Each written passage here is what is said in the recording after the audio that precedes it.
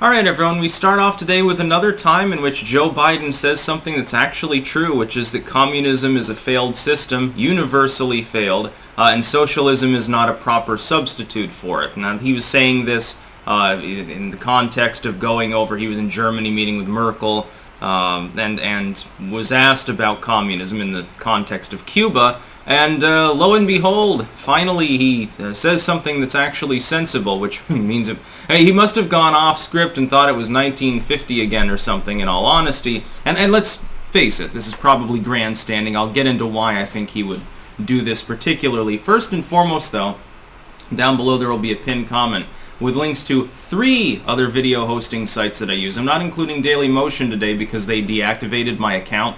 This will probably be reversed as it has literally 5 other times. The problem is the contact process with the DM is rather slow, and they have a very, very strange bot that protects against spam on their site, and it's very haphazard and makes no sense and is not particularly refined, so I'm actively emailing with them, and we'll figure it out, but it could be days. So, we'll have updates pending, I suppose. Anyway, link in the description, you can see Biden's comments. Now, Biden is the de facto leader, although it's just basically in name, the de facto leader of a Democratic Party that now openly has no problem with socialism. You have a number of socialists, self-proclaimed, and less honest socialists that call themselves social democrats. It's the same thing in the party. They're tolerated. They may run up against the neoliberals sometimes, but they're not kicked out of the party. The fact that they are fanatics and they believe in a genocidal system of government that's responsible for 100 million deaths over the last century is completely ignored.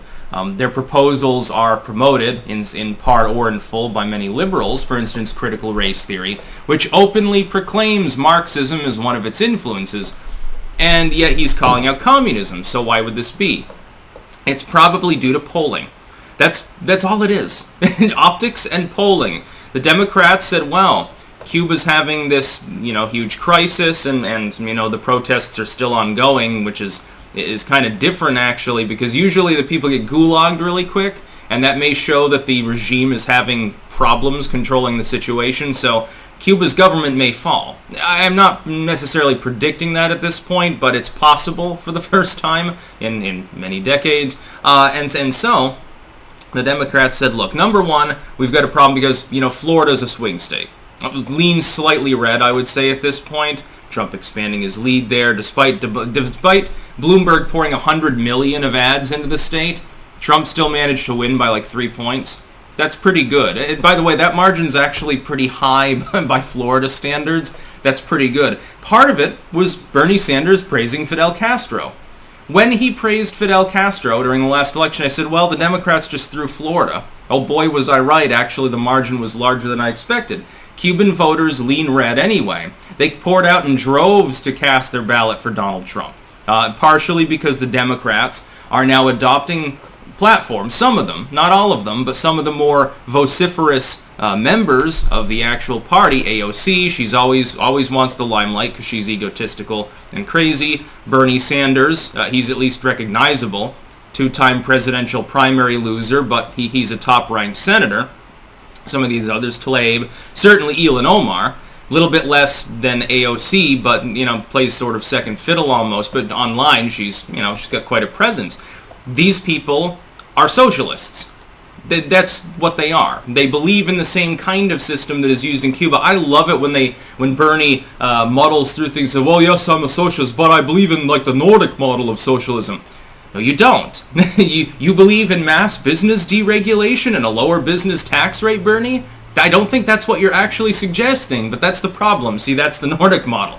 Yeah, businesses, we're not going to fuck you over. The tax rate overall will be high, but we're not going to fuck the businesses away because that's providing all the jobs, and then we use that tax to redistribute wealth through the lower classes.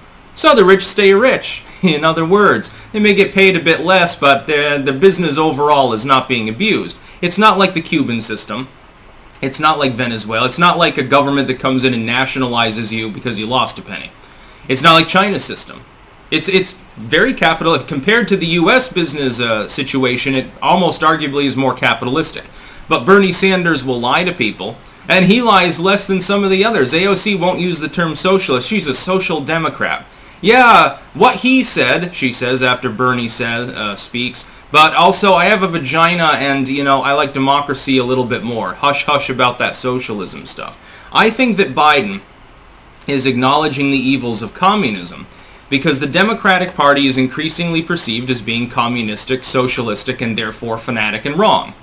The American people have rejected socialism and communism time and time again. That's the reason why Bernie Sanders, despite his only major opponent being a dementia patient, managed to come in so far behind Joe Biden. In primaries that, by the way, were not actually fortified. To be clear, Bernie Sanders is shit. Yeah, he had some young idiot voters that said, oh, well, he wants to give me free stuff. Well, that's not the way that it works, but that was his voting bloc. He didn't grow his voting bloc from election to election. Socialism in the United States is less popular now than it was 100 years ago. Just to be clear, far leftism has died. In the United States, far leftism has already been rejected. Biden, well, his people really realize this. They look at the fringe of their party crowing about how great socialism is and how we need socialized everything, and they're saying, hey guys, could you shut the fuck up because we're going to lose the midterms so bigly that I'll probably get impeached and removed from office. No, says AOC. No, says Bernie, we're going to fight for the people's revolution and stupid cliche shit from the 1940s and 50s like that. And Biden says, okay, come on, enough is enough. Communism's failed, fuck it. Fuck Castro. It's funny because even through his dementia haze on at least that issue, and this is just a facade, but, words do matter, he's more sensible than the cringe fringe. Certainly. And then, of course, then you look at the leftoids, they have a nervous breakdown. Remember, virtually all of the U.S. leftoids on YouTube and elsewhere, the breadliners and all the others, they said, well, just hold your nose and vote for Biden. At least he's not a fascist like Trump. Maybe things will get better. We can put pressure on him from the left wing of the party. Does it appear to be working, or is he doing exactly what I predicted he would do, which is the opposite of what these morons actually wanted, these goofballs who thought Biden is going to be pressured by like 5 people in the party? No, they're putting pressure on the party. They're putting pressure on them. They're giving the Republicans easy off-election victories.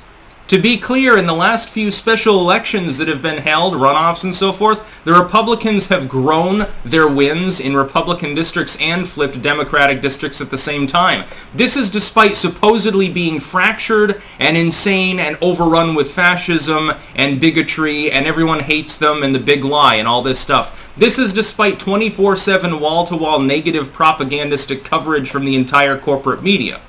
It's despite the Democrats supposedly having such great ideas for building back better. Despite all of this, despite the lopsidedness, the Republicans are still hitting it out of the park. Well, this doesn't quite make sense now, does it? And you've got state-level election fortification going on to prevent any honk-honk going on in the next couple of elections, which, by the way, I fully support. That's the reality. Biden realizes that part of that is because the Democrats have lurched off so far to the left that they're beginning to alienate every reasonable voter in the country. Nobody wants socialism, except for people who are completely dumb.